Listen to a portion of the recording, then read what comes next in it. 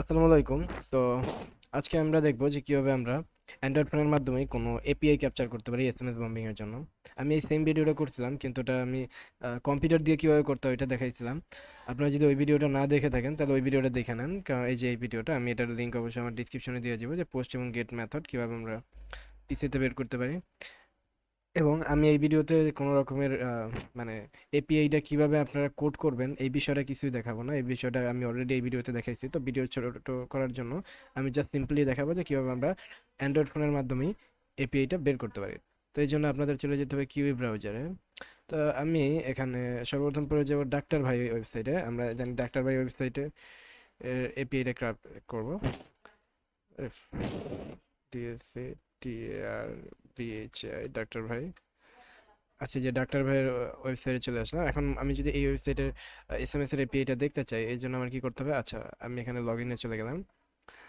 Log in email, log in with phone number, এই যে continue with phone number, আমি এখানে আসলাম। এখন এখানে আমার একটা যে কোনো নাম্বার চাইতেছে, তো আমি একটা যে কোনো 8 ডিজিটের নাম্বার দিতেছি।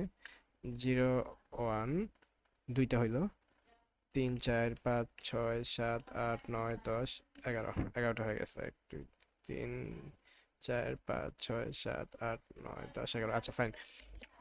এখন যদি আমি নেক্সটে চাপ দিই তাহলে আমার এই মানে এসএমএস, এই নাম্বারে একটা এসএমএস আসবে, কারণ এখন নেক্সটে ক্লিক করলেই ওয়েবসাইটের ব্যাকগ্রাউন্ডে কি হবে, ব্যাকএন্ডে হবে হচ্ছে গিয়ে এই এপিআইটা একটা কল করবে, এই নাম্বার দিয়ে এপিআইটা একটা কল করবে। তো আমি যদি দেখতে চাই ব্যাপারটা, এই জন্য আমি কি করবো, এই যে উপরে থ্রি ডটে ক্লিক করব, এবং থ্রি ডটে ক্লিক করার পরে এই যে এখানে আছে একটা অপশন ডেভেলপার টুলস নিচের দিকে, আমি এটা অন করে দেবো। তাহলে দেখেন আমার নতুন একটা ট্যাব ওপেন হয়েছে।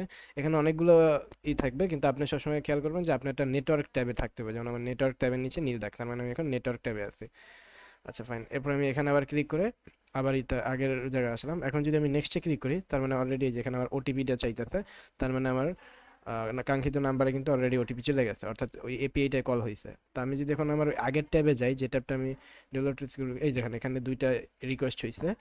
তো আমি এই যে প্রথম রিকোয়েস্টে যাই, এখানে আমি কেমন কিছুই পাইতেছি না, হিজিবিজি হিজিবিজি, কারণ ফেসবুকের কোনো একটা রিকোয়েস্ট করছে।